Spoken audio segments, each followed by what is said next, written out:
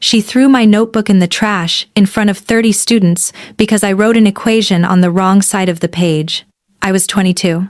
She was the coldest chemistry professor at the university, and I promised myself I would never sit in another one of her rooms again. 4 years later, I am the one standing at the front of a lecture hall. I have my own chalk, my own silence, my own rules. Then the door opens 2 minutes late on the first day of the semester, and Renata Kessler walks in wearing a gray coat, sits in the front row like she has always belonged there, and looks up at me like she has been waiting for this moment far longer than I have. If you want to hear uncensored, too hot for YouTube stories, check out my Patreon in the description. Tell us where you are watching from and subscribe. I did not become a physics instructor because of Renata Kessler. I want that stated plainly, because everyone who has heard the story assumes the opposite, assumes some tidy narrative where the girl whose notebook got thrown in the trash grew up and got her doctorate specifically to stand at the front of a room and make someone else feel what she had felt. That is not what happened. I became a physics instructor because I loved physics, had always loved physics, loved it before I ever sat in her chemistry lecture, and loved it more fiercely after, out of some stubborn insistence that one professor's cruelty would not be allowed to cost me a field I had built my whole adult life around. But I would be lying if I said I never thought about her. I would be lying if I said that when my doctoral advisor sat me down and told me I had been given a 1-year visiting lectureship, my own course, my own syllabus, my own 30 students in a hall with stadium seating and a chalkboard the size of a small billboard, I did not, for one unguarded second, imagine what it would feel like to be the one holding the chalk instead of the one being humiliated by someone holding it. I did not imagine her sitting in my class. That part I could not have written if I had tried. Let me back up, because the story does not make sense without the first version of it.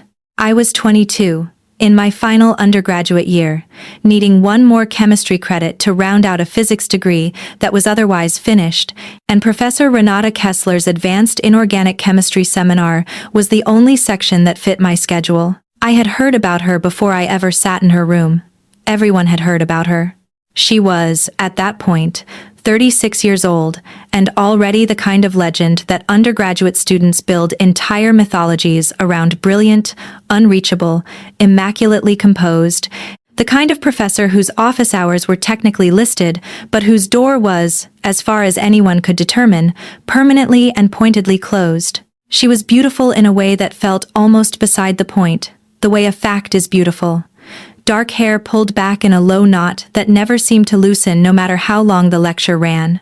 A wardrobe of gray and black and the occasional deep green, tailored, close, nothing wasted. She wore reading glasses she did not need for reading and took off with a specific motion, folding one arm of them into her palm, whenever she was about to say something she considered important.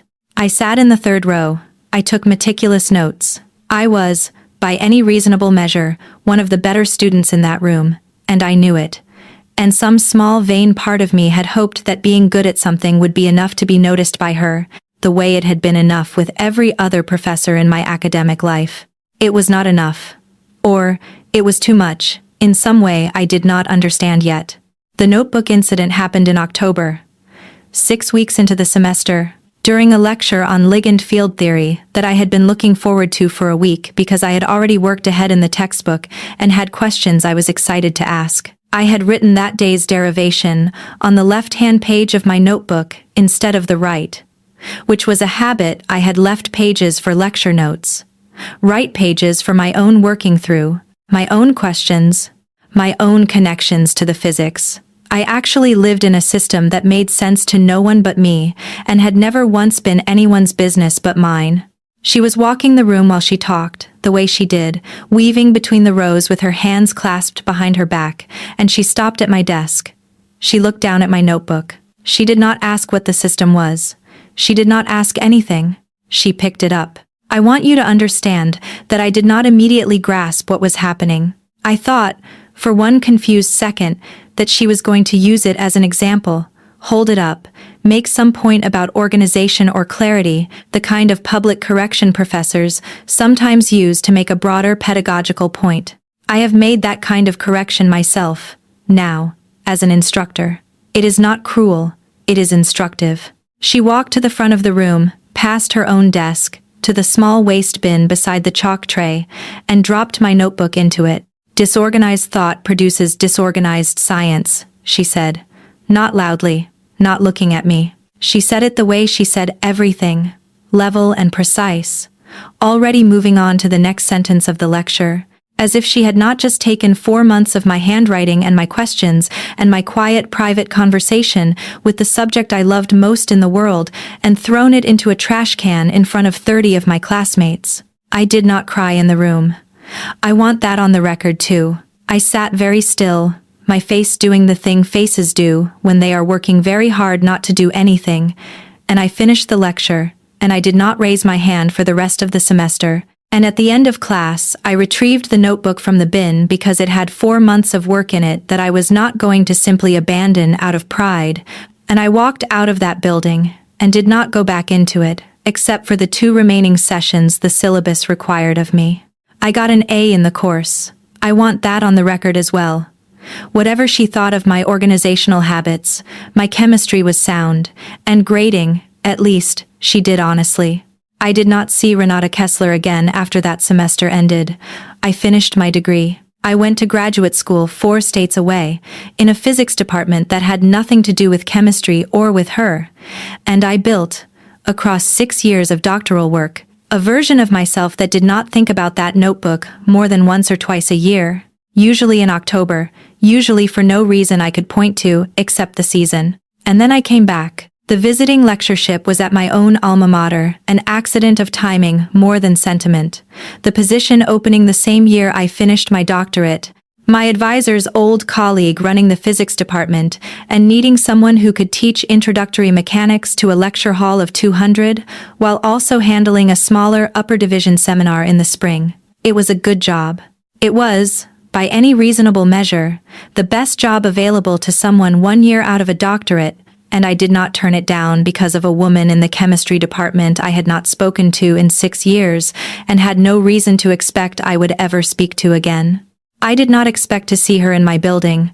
Chemistry and physics kept different hours, different corridors, different faculty lounges.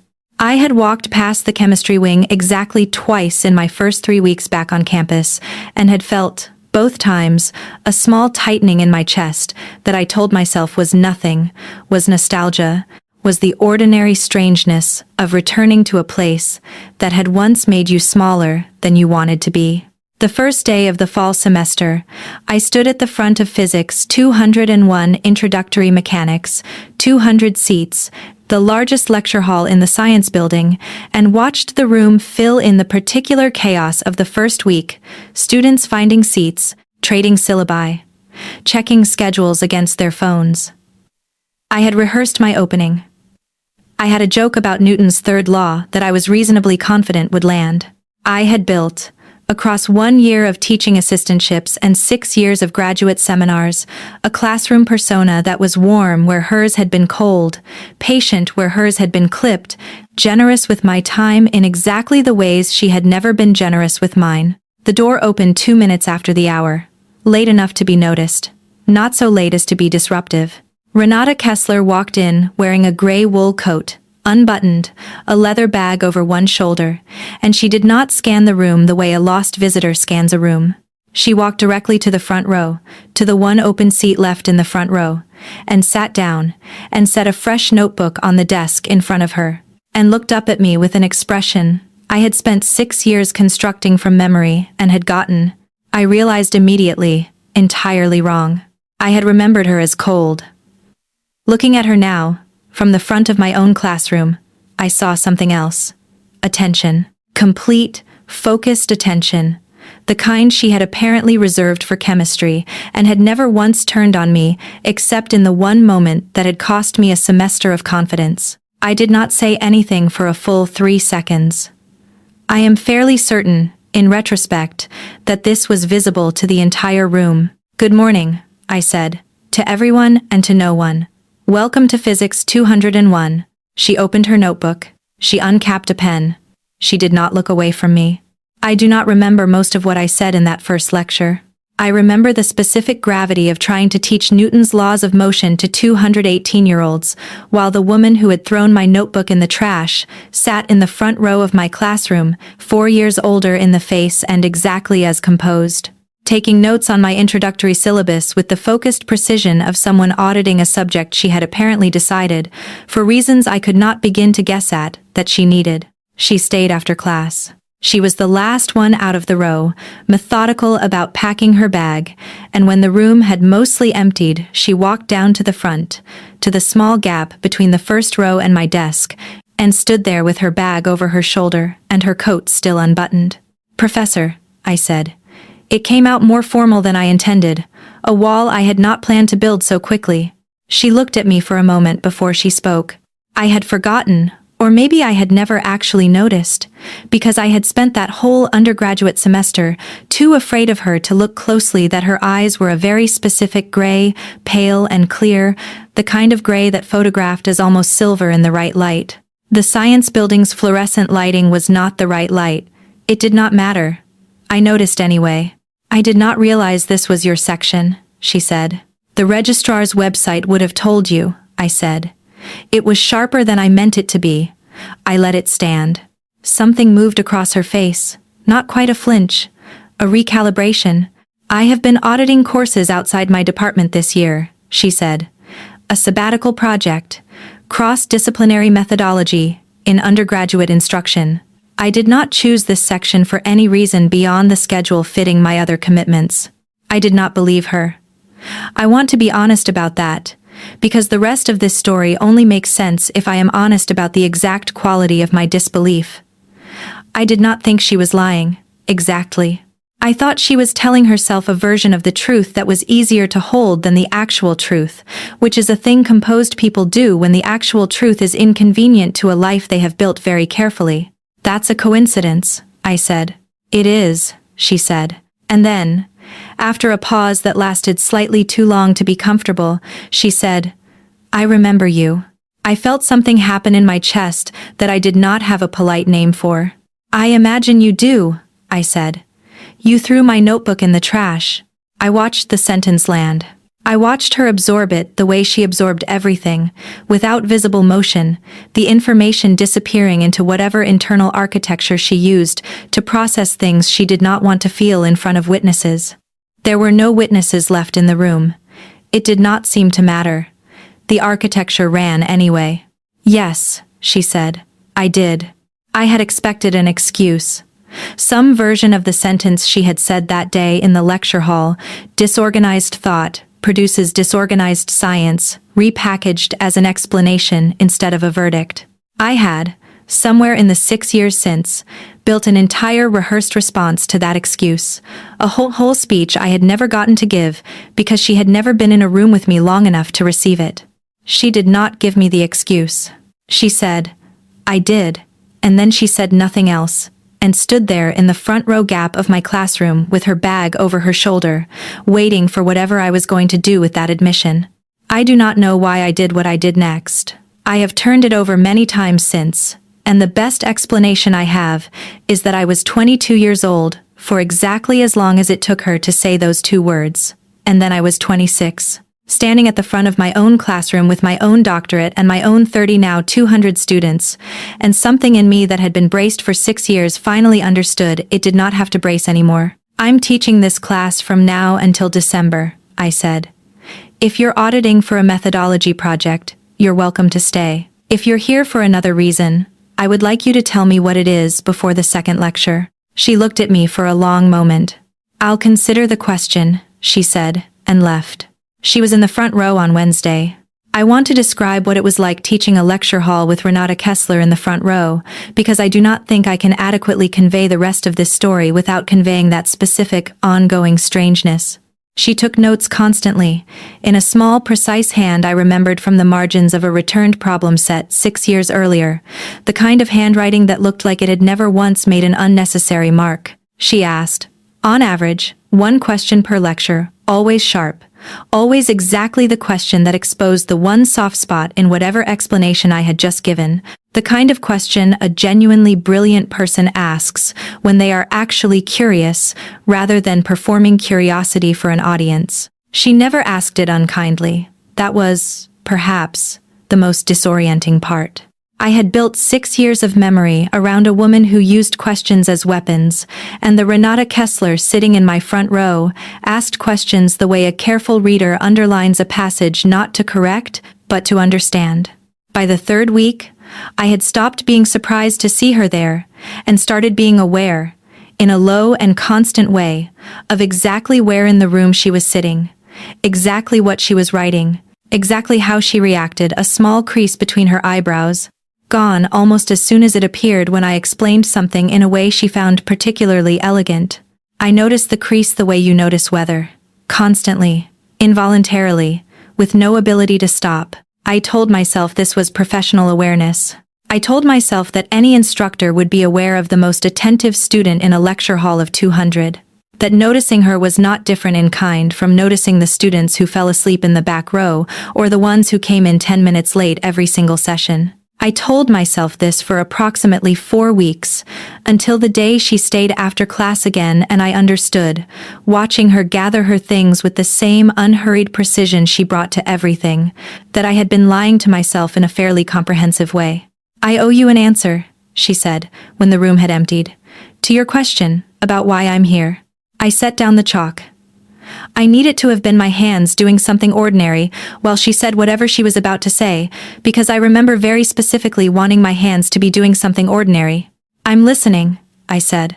She was quiet for a moment. She had a way of arranging her sentences before she spoke them, a visible processing that I had once read as coldness, and now, watching it happen up close in an empty lecture hall, read as something closer to care. The care of someone who did not trust herself to speak, without first accounting for the cost of every word. "The methodology project is real," she said. "I am observing 3 sections across 2 departments this semester. That part of what I told you was true." "Okay," I said. "But I chose your section first," she said, "before the other 2. And I have been asking myself for 3 weeks why I did that, and I would like to give you an honest answer instead of continuing to give myself a dishonest one." The room was very quiet.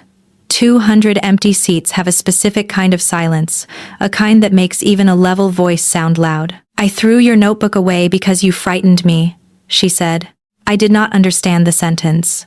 I want to be clear about that. I heard the words and I did not, for several seconds, understand what they meant, because nothing in 6 years of memory had prepared me for that particular combination of syllables coming out of Renata Kessler's mouth. "I frightened you," I repeated. "You were 22, she said. "You sat in the 3rd row of my seminar, and you asked questions that told me you had already worked 3 chapters ahead of the syllabus, on your own time, for a course that was not even in your primary field. You had a system in your notebook that no one told you to build, and that made more sense than the one I had spent 15 years refining. You were the most alive student I had taught in a decade, and I was 36 years old, and entirely unequipped to be looked at, in a chemistry lecture hall, with the kind of attention you gave that subject. I want to be honest," I said. My voice did not sound entirely like my own voice. "I was not looking at the subject that way because of you." "I know," she said. "That is not what I am telling you. I am telling you that I could not tell the difference, in the moment, between your attention to chemistry and the general fact of your attention, and it unsettled something in me that I did not have language for at 36, and destroyed a notebook instead of examining. It was cruel.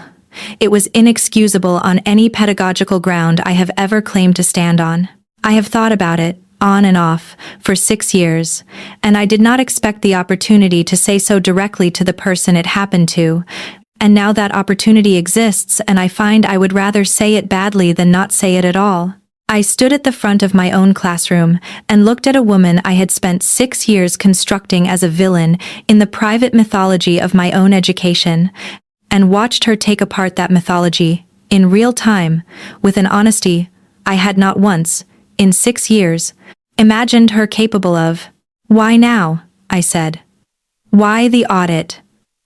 Why this section?" Specifically, out of however many sections were available to you this semester. She looked at me. The crease appeared between her eyebrows, and this time it did not disappear. Because I heard you had returned, she said, as faculty. And I told myself, for 3 weeks before the semester started, that I had no legitimate reason to arrange my methodology project around that fact. And then, the semester started, and I arranged it anyway. I did not say anything for a long moment. The silence in the room had a texture to it now, something I could feel against my skin, the way you feel a change in air pressure before a storm actually arrives. That's not a methodology project, I said. No, she said, it is not. I do not know how long we stood there, on opposite sides of a desk in an empty lecture hall, the fluorescent lights humming their flat institutional hum, 200 vacant seats between us and the door. I know that at some point I became aware of the specific distance between us, not far, not close, the distance of 2 people standing on either side of furniture that could, with a single step from either of us, cease to be a barrier. I'm not the person who sat in the 3rd row anymore, I said. I am aware, she said. I have spent 3 weeks becoming aware of exactly who you are now, and I find the awareness considerably more complicated than I anticipated. Complicated how? I said. She looked at me for a long moment before she answered. When she did, her voice had lost some of its careful architecture, had become smaller and more exact in a way I recognized, distantly, from the 2 words she had said to me weeks earlier. I did as the sound of a woman, deciding, in real time, to stop protecting herself from the cost of honesty. I find that I no longer know how to sit in your classroom and think only about pedagogy, she said. I find that I look forward to Mondays and Wednesdays in a way that has nothing to do with cross-disciplinary methodology, and everything to do with watching you explain angular momentum with your whole hand moving through the air like you are conducting an orchestra only you can hear. I find that I have begun, against every professional instinct I have spent a career building, to notice the exact color your voice takes on when a student finally understands something difficult, and I find that noticing it makes me want things I have no legitimate claim to want, given the history between us, and given the fact that I am, technically, still a member of the faculty in a building adjacent to yours. I did not move. I do not think I could have moved. That is considerably more than complicated, I said. Yes, she said. It is not the answer I intended to give when I stayed after class today. I intended to apologize for the notebook and leave the rest unsaid. I find I am not capable of leaving the rest unsaid, which is itself new information about myself that I am still absorbing. I looked at her, really looked, in a way I had been careful not to, for 3 weeks, the gray coat now folded over her arm instead of on her shoulders, the low knot of dark hair, with one strand that had come loose sometime during the lecture, and that she had not bothered, or had not noticed enough, to fix. She looked, standing in the wreckage of her own careful admission, less like the woman who had once destroyed 4 months of my handwriting without a flicker of visible feeling, and more like someone who had spent 6 years building a version of composure specifically strong enough to survive a moment she had somehow known, even then, was eventually coming.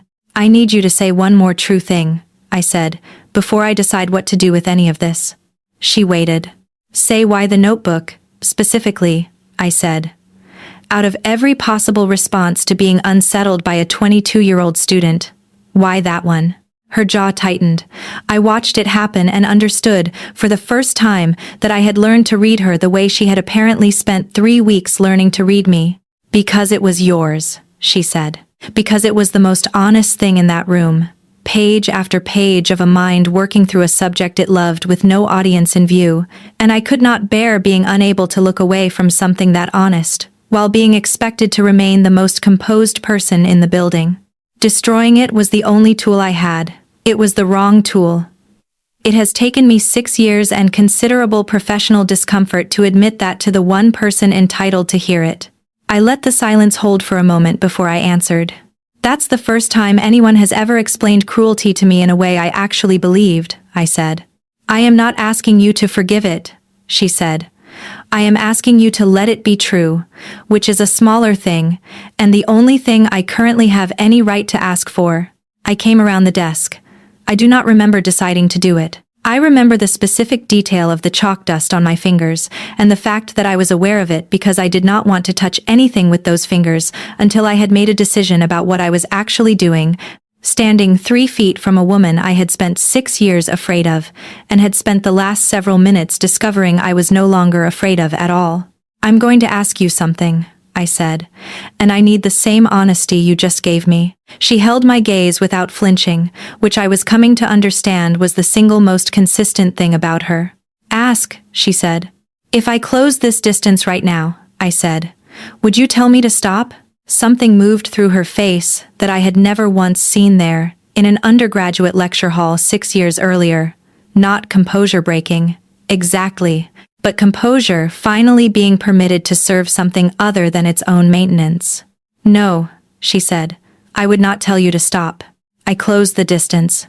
I am not going to describe, in the kind of detail that would embarrass either of us later, what happened in an empty physics lecture hall on a Wednesday afternoon in October, 4 years after a chemistry professor threw my notebook in a trash can and told me disorganized thought produces disorganized science. I will say that her hand found the side of my jaw before anything else happened, careful in a way that felt like an apology finishing itself, and that when I finally kissed her, or she finally kissed me, the sequence blurred so completely in memory that I have genuinely never been able to reconstruct which of us moved first.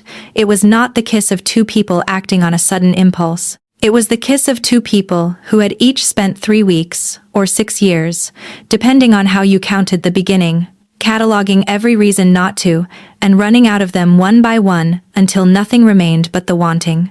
Her coat fell from her arm to the floor, and neither of us reached for it. Her free hand found my waist, settled there like she had been rehearsing exactly where it would go, and the specific carefulness of it, not urgent, not careless, deliberate in a way that told me everything about how long she had actually been thinking about this, undid something in my chest that 6 years of careful anger had built brick by brick. When we finally broke apart, she did not step back the way I half expected her to, did not retreat into the composed distance that had defined every version of her I had ever known.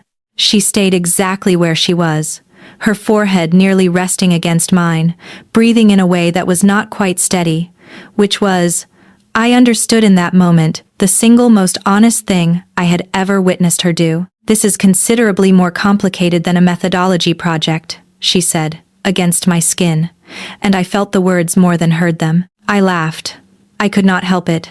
It came out unsteady, a laugh built half of relief and half of something I did not yet have a name for. "I'm aware," I said. "There are things about this that will need to be handled carefully," she said. "The department, the optics, the fact that I am, on paper, faculty observing a colleague's classroom, and you are, on paper, a first-year instructor with a reputation to build." "I know," I said. "I am not willing to be careless with either of those things," she said. "Not because I doubt what just happened. Because I have already been careless with something that mattered to you once, and I do not intend to repeat the pattern in a different shape." I looked at her steady gray eyes, the loose strand of hair I finally reached up and tucked back myself, the coat still on the floor between us, like a small monument, to the exact moment composure had stopped being a wall and started being, at last, something closer to honesty. "Then we'll be careful," I said, slowly, "on purpose, the way you should have been the first time." She closed her eyes for a moment, as if the sentence had cost her something and given her something in the same breath. "Yes," she said, "on purpose." She picked up her coat. She did not put it back on immediately, held it instead, folded over her arm, looking at me across the small remaining distance with an expression I had spent 6 years failing to imagine on her face and now could not stop looking at.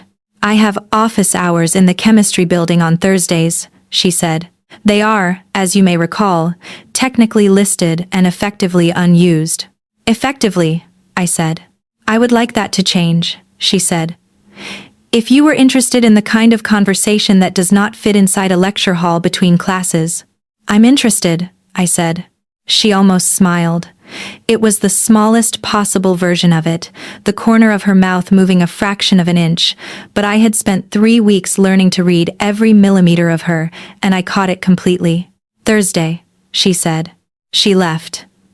I stood at the front of my own empty lecture hall for a long time afterward, chalk dust still on my fingers, the ghost of her hand still warm against my jaw, and thought about a 22-year-old girl who had promised herself she would never sit in another one of Renata Kessler's rooms again. I had not sat in her room. She had walked into mine, and stayed, and finally told the truth in it. It felt, standing there in the aftermath, like the only version of justice that had ever actually mattered. Thursday arrived slower than any day had arrived in years. I taught my Monday and Wednesday sections that week with the specific, low-grade static of a person trying to behave normally while carrying something enormous and unspoken through every ordinary motion.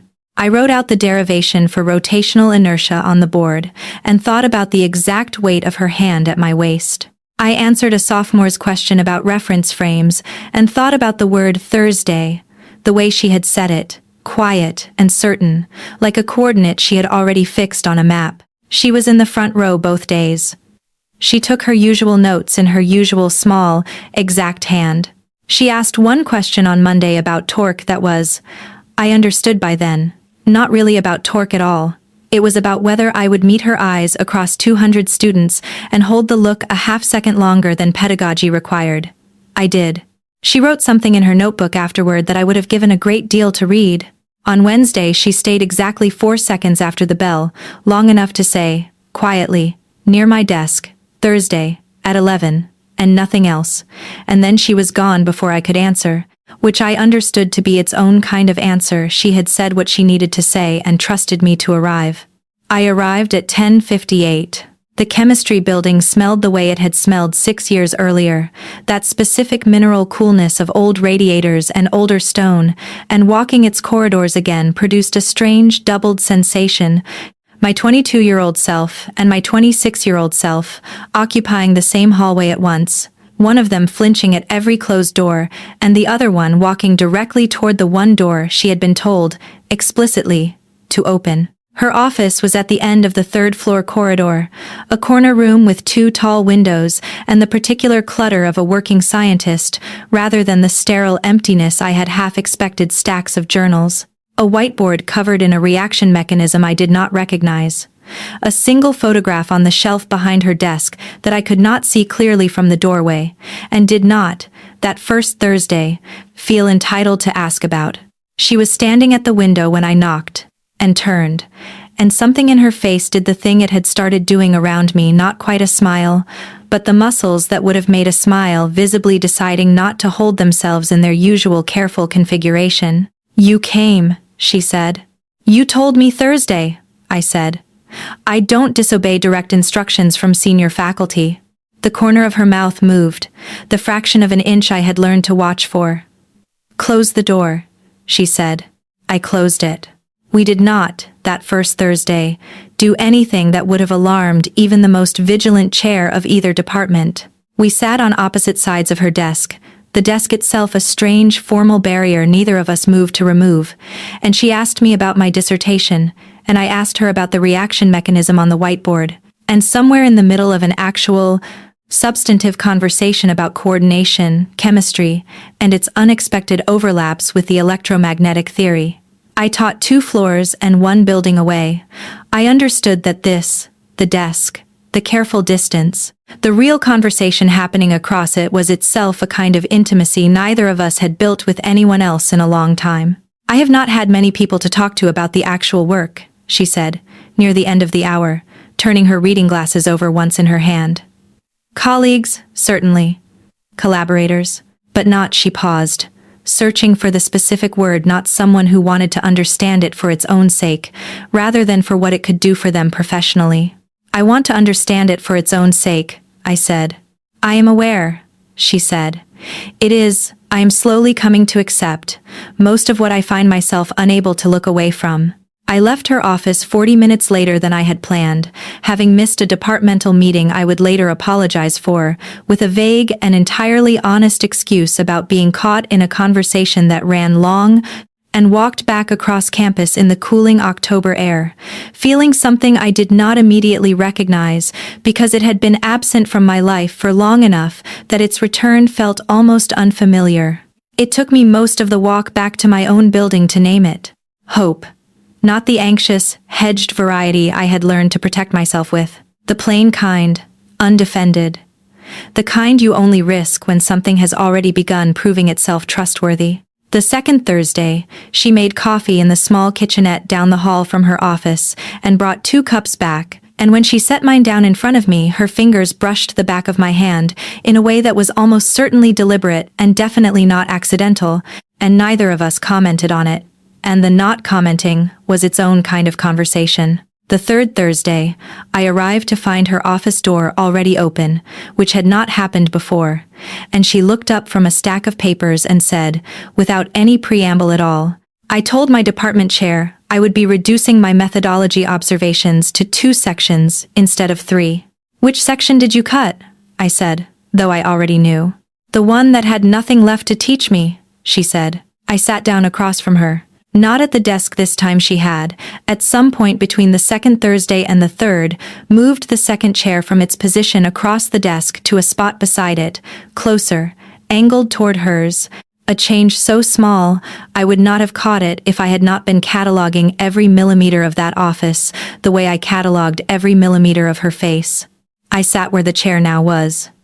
She turned toward me. I would like to ask you something, she said. And I find I am considerably more nervous asking it than I was explaining, 3 weeks ago, why I threw a notebook in a trash can. Ask, I said. Have dinner with me, she said. Not office hours, not methodology, an actual dinner, at an actual restaurant, where I do not have the desk to retreat behind if the conversation becomes more than I know how to manage gracefully. I would like that, I said. Saturday, she said. Saturday, I agreed.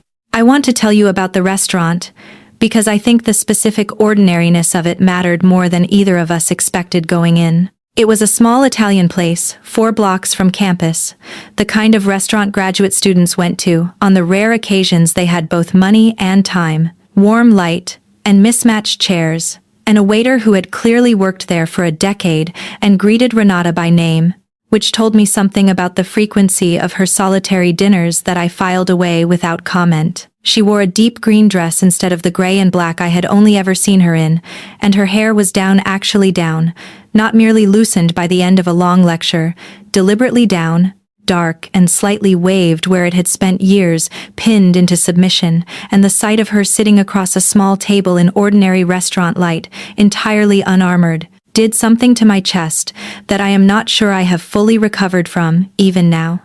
You look different, I said, which was not the most articulate opening line available to me but was the only one I had. I am attempting to look like someone having dinner, she said, rather than someone conducting a faculty observation. It's working, I said. She almost laughed. It was the first time I had heard the sound, or the beginning of the sound, escape the careful architecture she kept around herself, and I understood, watching it happen, that I had just witnessed something rare enough to matter. We talked for 3 hours. We talked about her doctoral work, a decade and a half earlier, at an institution 2,000 miles from here, and the advisor who had told her, not unkindly but not gently either, that women in her subfield needed to be twice as unassailable as their male colleagues to be taken half as seriously, and how she had absorbed that lesson so completely that unassailability had become, over the following 15 years, less a strategy than a personality. We talked about my own advisor, and the 6 years of doctoral work that had taught me, in a different but related way, that competence was armor, and I had built mine early and thoroughly, for reasons that had at least something to do, I admitted for the first time out loud, with a chemistry professor and a wastebasket. I am sorry, she said, when I said it. Not the practice sorry of the lecture hall, spoken and then folded neatly away. A slower one, sitting in the space between us at the small table, unhurried. I know, I said. I believed you the first time. I'm not bringing it up to extract another apology. I'm bringing it up because I think it's the reason I built the version of myself that stood at the front of a lecture hall and refused to be afraid of you a second time. She reached across the small table and took my hand. It was the first time she had touched me outside the lecture hall, and the ordinariness of it, her hand simply resting over mine on a checkered tablecloth, nothing hidden, Nothing careful about optics felt more significant than the kiss had, because it happened in public, in a restaurant 4 blocks from a campus where either of us could plausibly be seen, and she did it anyway. Then I am glad, in a complicated way, that it happened, she said. Not glad it hurt you. Glad that whatever came out of the hurt built someone I would have wanted to know regardless of the history between us. I turned my hand over under hers, so our palms met properly. I would have wanted to know you too, I said. Eventually, if the notebook had never happened. Perhaps, she said. Perhaps not. I have found, the older I get, that it is less useful to mourn the version of events that did not happen and more useful to be honest about the one that did. That's a very scientific way of thinking about regret, I said. It is the only way I know how to think about anything, she said, and there was warmth in it now. Real warmth. Not the careful precision I had first mistaken for coldness 6 years earlier, but the actual underlying temperature that precision had apparently always been protecting. We walked back toward campus after dinner, not touching. Careful in the specific way. 2 people are careful when they are aware of exactly how visible they might be and have not yet decided how much visibility either of them is prepared for. At the corner where our paths would normally split, her toward the faculty housing 2 blocks north, me toward the converted warehouse apartments where most of the newer instructors lived, she stopped. I am not going to pretend indifference to you in the department, she said. That is a promise I am prepared to make and prepared to keep. But I would like some time before either of us discusses this with colleagues, not because I am ashamed of it, but because I would like it to exist, for a little while, as something that belongs entirely to the 2 of us before it becomes something the department has opinions about. I want that too, I said. She kissed me on that corner, under a streetlight that was doing very little useful work, and it was slower than the first one, less urgent, the kind of kiss 2 people give each other when they have already decided this is not a single reckless afternoon, but the beginning of something they intend to be careful with. I'll see you Monday, she said. Front row. Front row, I agreed. The month that followed was, in the specific texture of its happiness, almost embarrassingly ordinary, though the ordinariness itself was built out of 100 small scenes I have never stopped returning to. The second Saturday, she took me to a planetarium 2 towns over, a modest civic one with a domed ceiling that had not been renovated since the 80s, and a projector that wheezed audibly between slide changes, and sat beside me in the dark with her shoulder against mine. And when the narrator's recorded voice mispronounced perihelion for the second time, she leaned close enough that her breath moved the loose strand of hair at my temple and whispered the correct pronunciation directly into my ear, as if it were a secret rather than a correction. And I understood in that moment that being corrected by Renata Kessler had become, somewhere in the last 5 weeks, one of my favorite things in the world instead of one of my most feared. We do this for fun, I whispered back. Sit in domes and silently judge planetarium narrators. We do many things for fun now, she said. I find I had underestimated the category considerably. The third Saturday, it rained, hard and steady from noon onward, and instead of the restaurant we had planned on, we stayed in her apartment, and she actually cooked, an intricate dish involving a reduction sauce she monitored, with the same unwavering attention. She gave a chalkboard, refusing to let me help beyond chopping herbs, informing me with total seriousness that my knife technique, while acceptable for a physicist, would not meet the standards required in her kitchen. I sat on a stool at her counter, wine in hand, watching her move through her own space with an unguarded competence that had nothing performative in it, no audience being managed, and thought, this is what she looks like when there is no one left to convince of anything. Halfway through, she caught me watching and stilled, wooden spoon suspended over the pan. What? She said. Nothing, I said. I like watching you when you've forgotten I'm here. I have not forgotten you are here, she said. I am acutely aware of exactly where you are at all times. I have simply decided it is safe to also attend to the sauce. That might be the most romantic sentence anyone has ever said to me, I said. And she laughed, not the careful almost laugh from the restaurant, but something fuller, surprised out of her, and turned back to the stove looking, for just a moment, like she did not entirely know what to do with her own face. I learned, across that month, the specific architecture of her habits. She read 3 journals every morning before speaking to anyone, a ritual she guarded so fiercely that I learned not to call before 9. She kept a single photograph on her office shelf, which I finally worked up the courage to ask about on the 4th Thursday, watching her expression shift into something quieter when I did. "My mother," she said. She was a chemist as well. Industrial catalysis, mostly unglamorous, essential work that almost no one outside the field ever hears about. She died 9 years ago. Pancreatic cancer, diagnosed too late to do much, except be honest with each other about the time that was left. "I'm sorry," I said. She was the first person who ever told me that being exacting was not the same as being cold, Renata said. That precision could be a form of care rather than its opposite. I have spent a great deal of my career trying to prove her right about that, in front of people who mostly assumed the opposite. I think, she added, more quietly, some part of me has never stopped trying to make her proud, even though there is no longer anyone left to receive the pride. I understand that, I said. I think some part of me has spent 6 years trying to prove something to a woman who didn't even know I was still thinking about her. She reached across the desk and took my hand, the gesture familiar now, worn smooth by 5 weeks of repetition, and said nothing for a long moment, which by then I had learned was its own complete sentence. I told her things too. Across those Thursdays, the specific loneliness of a doctoral program where I had been, more than once, the only woman in a seminar room, full of men who assumed competence and warmth, were mutually exclusive, and chose, when forced to pick, to credit me with only the former. The particular ache of walking back into the same building where I had once been made to feel unwelcome in my own curiosity, and finding, gradually, week by week, that the building no longer had that power over me. She listened the way she did everything, completely, without the reflexive interruptions most people use to prove they are paying attention, letting silences hold until I had finished filling them myself. I had never been listened to quite that way before. I did not know, until I had it, exactly how much I had been going without.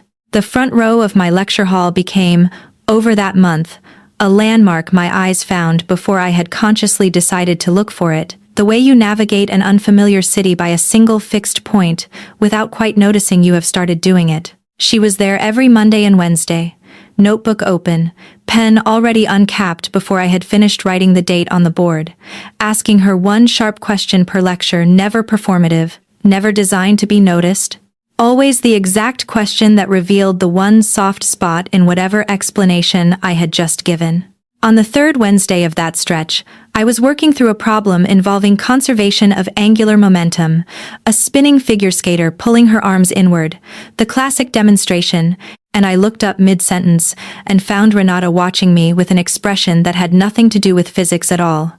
Open, unguarded, the crease between her eyebrows entirely absent for once, replaced by something so plainly fond that I lost my sentence completely and had to look down at my notes to recover it. A student in the 2nd row noticed the pause and glanced toward the front row to see what I had been looking at. Renata's face resolved instantly back into careful academic attention, pen moving across the page, and the moment passed unremarked by anyone but the two of us. She apologized for it after class. "I compromised your composure in front of 200 students," she said, gathering her things with more haste than usual. "You did," I said. "I'm not sorry about it." "You should perhaps be a little sorry," she said. "I am meant to be an unbiased observer." "You stopped being an unbiased observer in September," I said. "I think we're both aware the methodology project ended sometime around the notebook you now keep." She looked at me for a long moment, and something in her shoulders loosened, the specific tension she carried when she was worried about being seen too clearly, dissolving into something closer to relief. "I am not accustomed to being caught," she said. "I have spent a great deal of my professional life ensuring I never was, in anything." "I know," I said. "I like watching you get caught. It suits you." The 4th Saturday, we did not go anywhere at all. I came to her apartment with a stack of ungraded problem sets I had been putting off, and she had a stack of her own department's committee paperwork, and we sat on opposite ends of her couch with our knees not quite touching, and worked in a silence that had none of the strain. Silence usually carries between two people, still learning each other's rhythms. Every so often she would look up and read me a particularly dry sentence from a committee report in a flat, deadpan voice, clearly designed to make me laugh. And every so often I would show her a student's genuinely inventive wrong answer to a physics problem, and by 10 that evening, we had graded almost nothing, and laughed more than either of us had expected to. And when I finally packed up to leave, she caught my wrist at the door, not urgently, just a hand closing gently around it. The same gesture that had once, in an entirely different register, cost me a season of confidence in her classroom, now transformed completely into something that asked instead of took. "Stay," she said. "If you'd like to. There's no obligation in the asking." I stayed. I am not going to describe that night in the kind of detail either of us would later find embarrassing to have written down. I will say that it was, like everything else about her once the composure was finally set aside on purpose rather than broken by accident, deliberate, unhurried in a way that felt less like restraint finally giving out, and more like restraint finally being allowed to become something else entirely. Patience turned toward a different purpose than the one it had spent 15 years serving. I will say that I woke before her the next morning and lay very still for a long while, simply watching her sleep. The careful architecture of her face entirely absent, replaced by something soft and unguarded that I understood, even half asleep myself, I would remember for the rest of my life. I will say that when she woke and found me watching, she did not reach for composure the way she once would have. She simply smiled, daughter, small and unhidden, and said good morning, and reached for my hand under the blanket as though it were the most natural motion in the world, which by then, for both of us, it had become. It was in November, 6 weeks into whatever this had become, that the department found out. Not through any indiscretion on either of our parts, we had been, if anything, excessively careful, meeting off campus, keeping Thursday office hours to a reasonable and defensible length, never once touching in a hallway either of us might be observed in.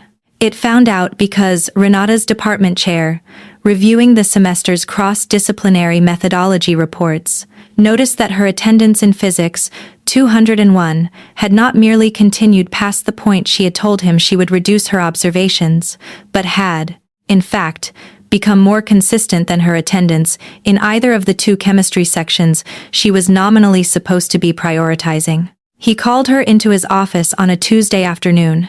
She told me about it that evening, sitting across from me at her kitchen table, her composure fully intact but her hands wrapped a little too tightly around her coffee mug, a tell I had learned to read the way I had once learned to read the crease between her eyebrows. "He asked me directly," she said, "whether there was a personal element to my continued observation of your section. He is not a cruel man. He asked carefully, gave me room to answer however I chose. But he asked, and I was not willing to lie to him." "What did you say?" I asked, though something in her face had already told me. "I said yes," she said. "I said there was a personal relationship developing between us, that I had disclosed it to no one because I had wanted the chance to see whether it was real before I made it anyone else's business, and that now that he had asked directly, I would not insult either of us by pretending otherwise." I felt something cold move through my chest, the particular fear of a first-year instructor whose entire professional future rested on the good opinion of people she had not yet had time to earn any real security with. "What did he say?" I asked. She was quiet for a moment. "He said the university has policies about relationships between faculty members that cross departmental review lines," she said. "He said that because I am not, technically, your supervisor, and because there is no formal power differential written into either department's structure between us, the situation does not violate policy outright. But he said the appearance of it, a tenured faculty member from one department, repeatedly and specifically observing the classroom of a first-year instructor in another, for reasons that have turned out to be personal, is close enough to a conflict of interest that it needs to be handled with more formality than either of us has given it." "What does that mean?" I asked, practically, for either of us. It means, she said, that I have already submitted, this afternoon, before I came home, a formal disclosure to both department chairs. It means my methodology, observations of your section end immediately, effective today, and are reassigned to a colleague. It means there will be a brief review, not disciplinary, informational, to confirm that no aspect of your hiring, your evaluation, or your teaching assignment has been or will be influenced by our relationship, which it has not, and which the record will show clearly. And after the review, I said. After the review, she said, if it concludes what I expect it to conclude, there is no further institutional obstacle. We are, as far as the university's actual policy is concerned, 2 adult faculty members in different departments who are permitted to have a personal relationship, provided neither of us allows it to compromise our professional obligations. I do not intend to allow that. I have built my entire career on not allowing that, and I am not going to start now, with the one thing in 15 years that has actually mattered enough to test the principle. I looked at her across the small kitchen table, her hands still wrapped tightly around a coffee mug that had long since gone cold, and understood that she had spent the entire afternoon in a version of the exact position I had watched her occupy 6 years earlier. The composed woman in the front of a room, being asked a difficult question, deciding, this time, to answer it honestly instead of destroying the evidence of what the honest answer would have cost her. You didn't have to disclose it yourself, I said.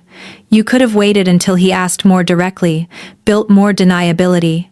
I have spent 6 years wishing I had told you the truth the moment I understood what the notebook actually meant, she said. I am not going to spend one more day building a version of this that requires either of us to hide. If the cost of honesty this time is a formal review and some uncomfortable department gossip, I will pay that cost gladly. I already know what the alternative costs. I paid that price once. I have no intention of paying it again. I got up from my side of the table and went around to hers, and she turned in her chair to face me, and I took the cold coffee mug out of her hands and set it aside and held both of her hands in both of mine. Thank you, I said.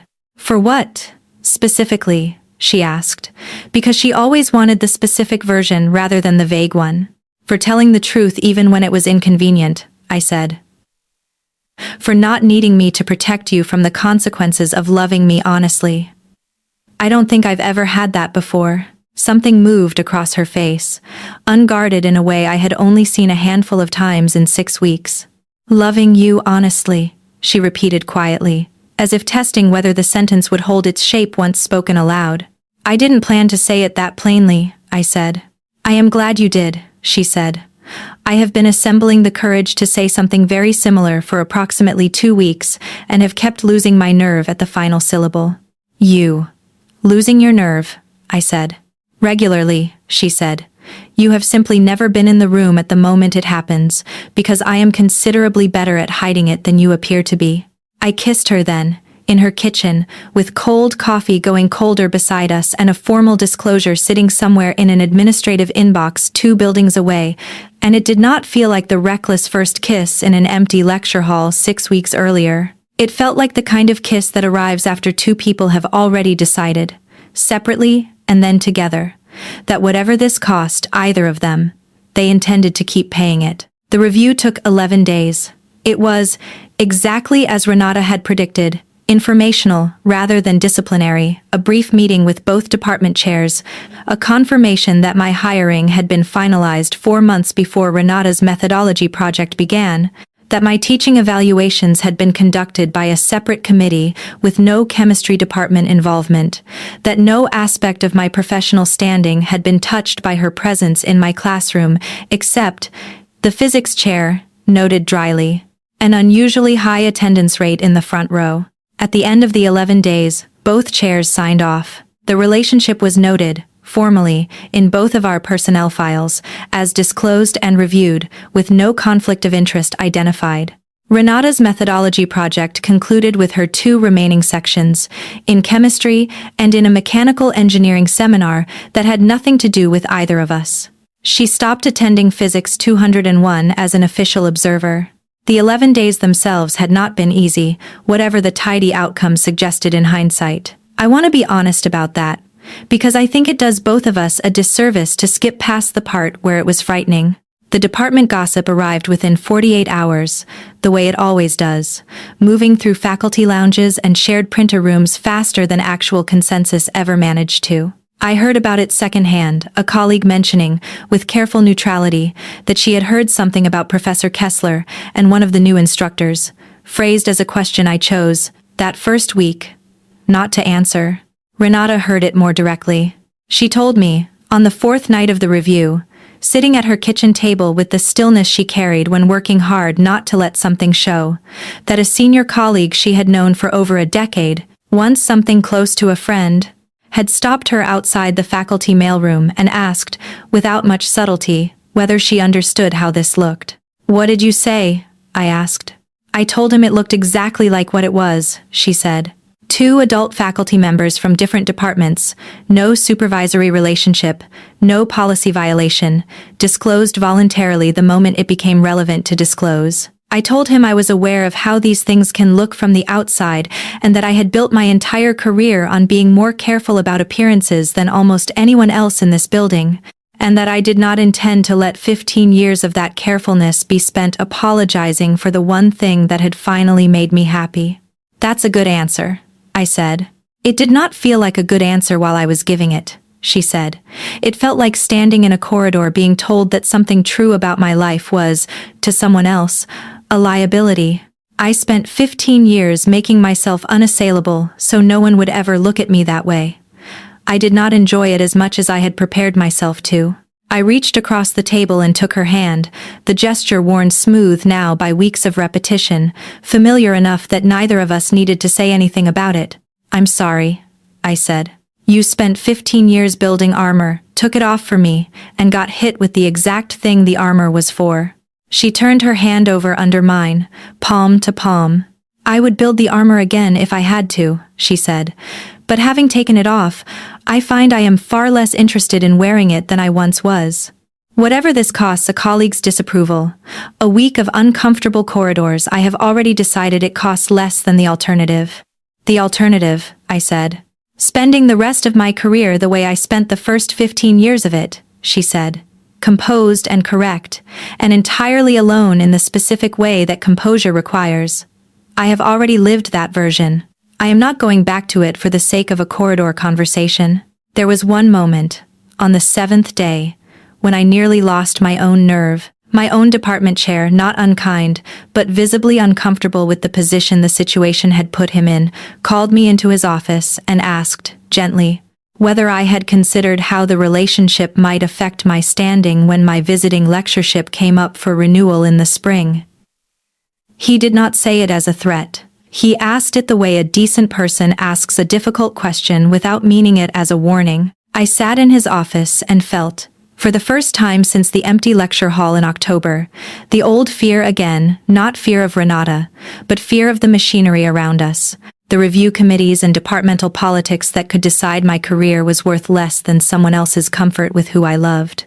I told him the truth, the only thing I had learned, across 2 months with Renata, that actually worked against that kind of fear. My teaching evaluations would speak for themselves. The relationship had been disclosed the moment it became relevant, by the more senior party, at real professional cost to her, because neither of us wanted to build anything on hiding. And if my renewal came down to whether I was willing to be quietly ashamed of who I loved, it was not a renewal I wanted. He was quiet for a moment. Then he said, "That's not what I was asking, and I believe you," and closed the conversation with an apology I had not expected and appreciated more than I let on. I told Renata about it that evening. She listened without interrupting, the way she always did, and when I finished, she was quiet for a long moment before she spoke.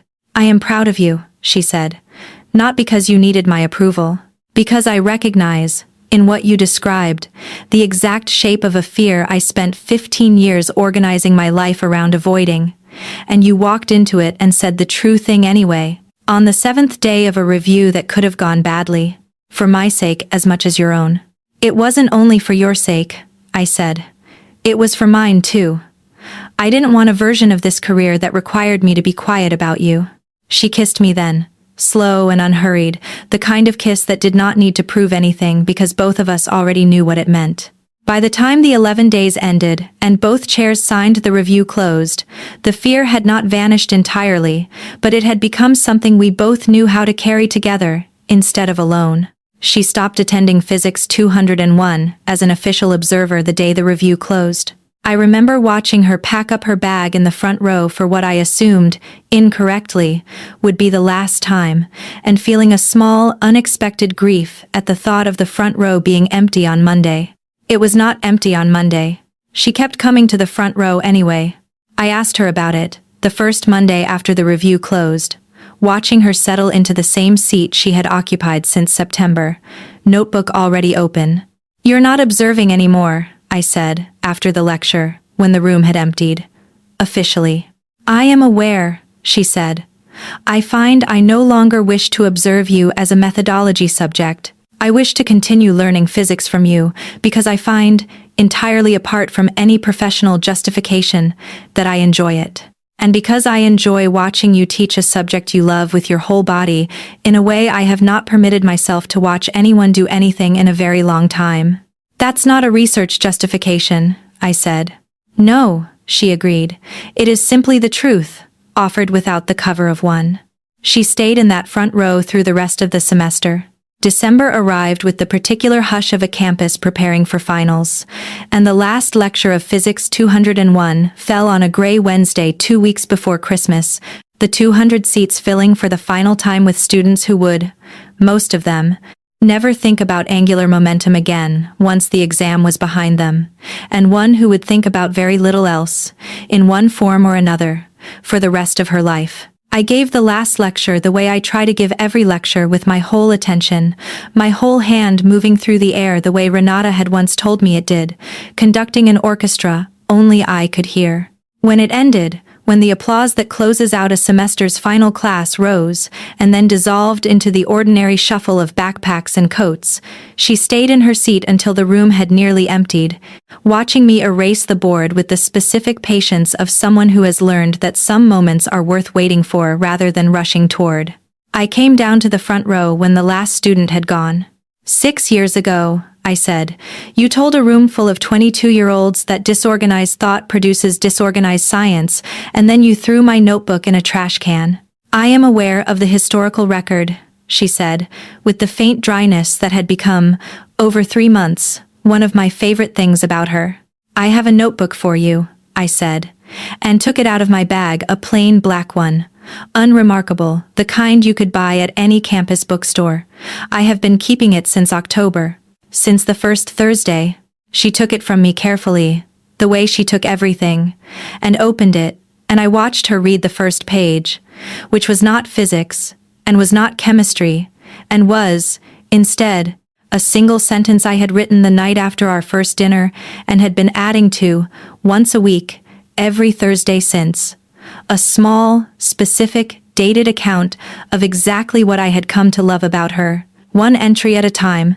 The kind of record that could not have existed if either of us had been careless with the other. She read for a long time. When she looked up, her eyes were bright in a way I had never seen them.